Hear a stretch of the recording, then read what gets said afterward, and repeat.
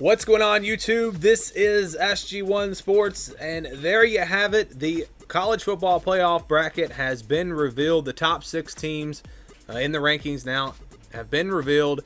And we've got Alabama at number 1, Clemson number 2, Ohio State at number 3, Notre Dame at number 4. This is the prediction that I've had for several weeks. If you have followed the channel, I've predicted it to go exactly like this for several weeks. Although after yesterday, I really thought Texas A&M would get the number 4 seed. There were several reasons why I thought it was going to go to the Aggies, but the committee decides to go with Notre Dame. It was very close for me. I think the two teams have very similar resumes. They look the same. You know, they're similar teams offensively and defensively. Both teams really strong, but I just have a hard time with a team getting absolutely blown out in their conference championship game. I have a hard time with that team making it into the college football playoff.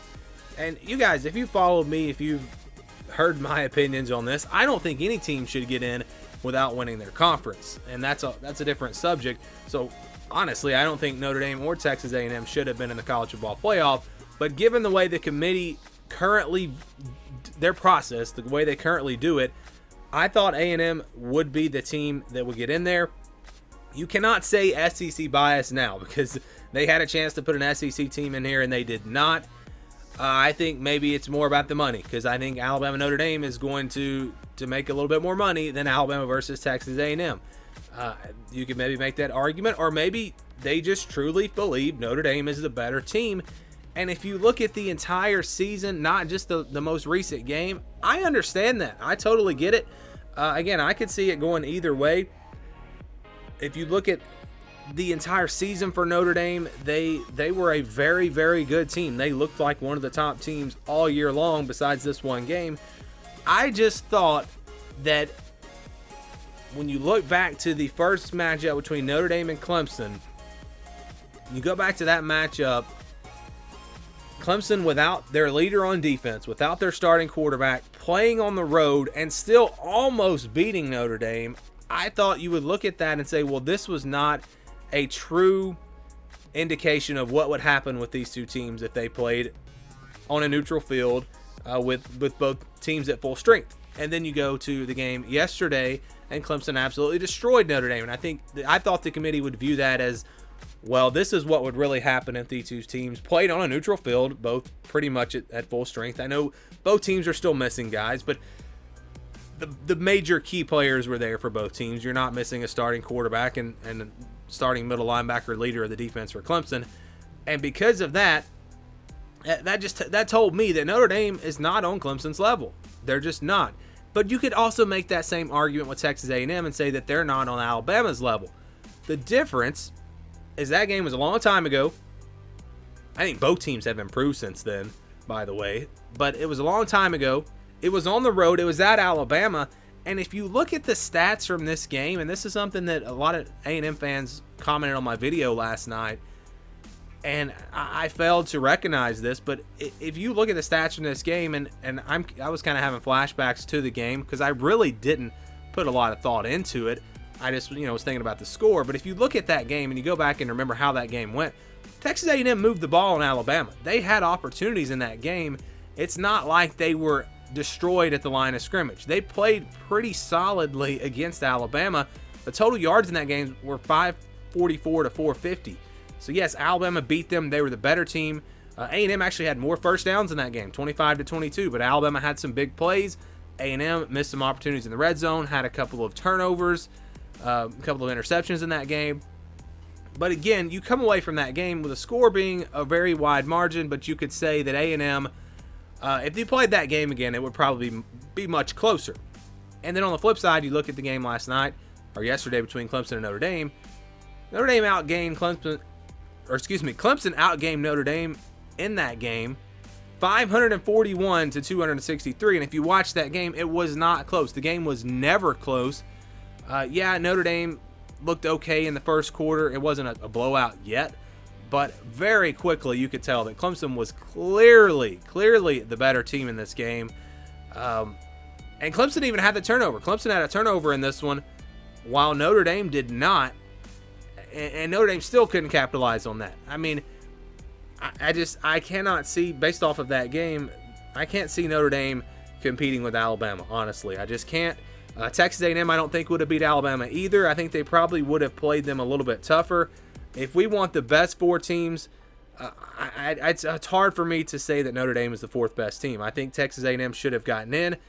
Again, if I wanted my pick, I told you guys last night, I would have put Oklahoma in here because I think you have to win your conference to make it into the playoff.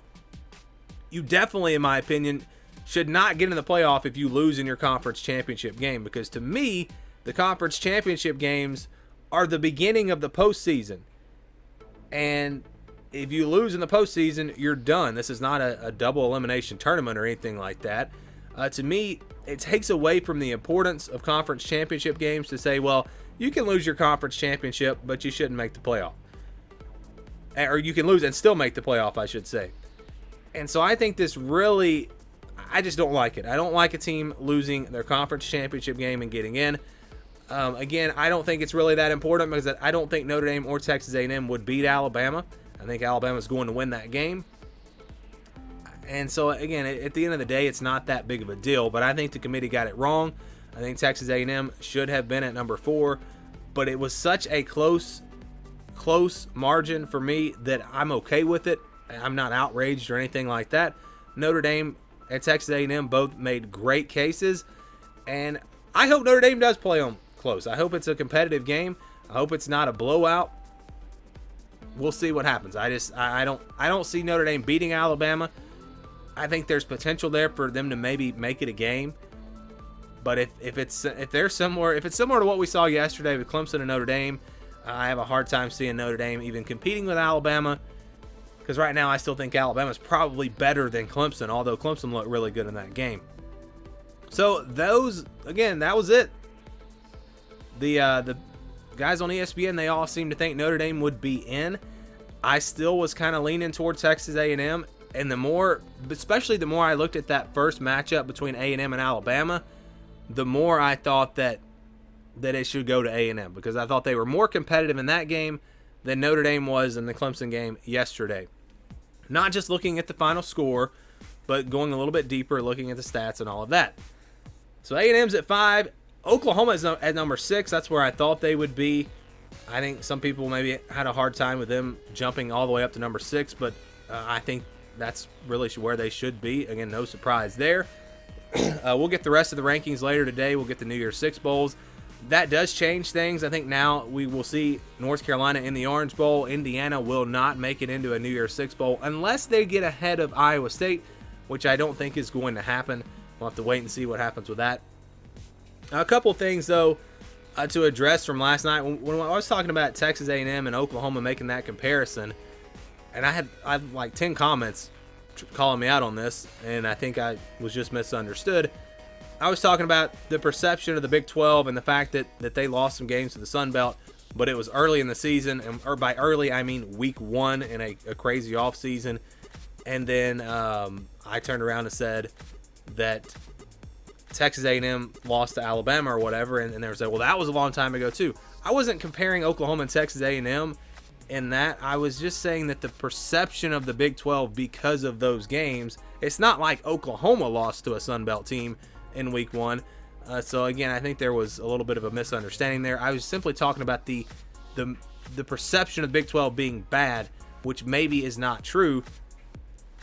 Again, hopefully that makes sense. Maybe it doesn't. I don't know. But again, this was the final rankings. Alabama, Clemson, Ohio State, Notre Dame. I would love to get your thoughts on this. I think the committee got it wrong, but not wrong enough to where it's that big of a deal to me. Again, I said it last night. I could see it going either way. I could even see a case for Oklahoma, but they go with Notre Dame. And they also avoid a rematch. It's possible they shouldn't view it in that way. They shouldn't say, well, I don't want to see this matchup, I'm going to change these rankings. They should simply rank the teams 1 through 4, and however it comes out, it comes out. But I don't know. Maybe that played into it. Also, why is Alabama choosing to play in Texas versus New Orleans? I don't understand that. I'm not really sure why that decision was made. And the number 1 seed is supposed to have their pick. So that's another subject. I don't really know why they did that, but they will play in Dallas. The Rose Bowl moving to Dallas this year, and Clemson, Ohio State will play in the Sugar Bowl. I'll be giving you my thoughts on all of these games and more as we get closer to the playoff. We'll be talking about all the other college football news that's about to go down, because I think that we're going to see a lot of things happen in the next week. So stay tuned to the channel, and again, give me your thoughts on the playoff rankings, the top 4. Do you like it? Do you not like it? Do you agree? Do you disagree? Again, give me your thoughts down below. Thank you for watching, and stay tuned for more here on the SG1 Sports College Football Channel.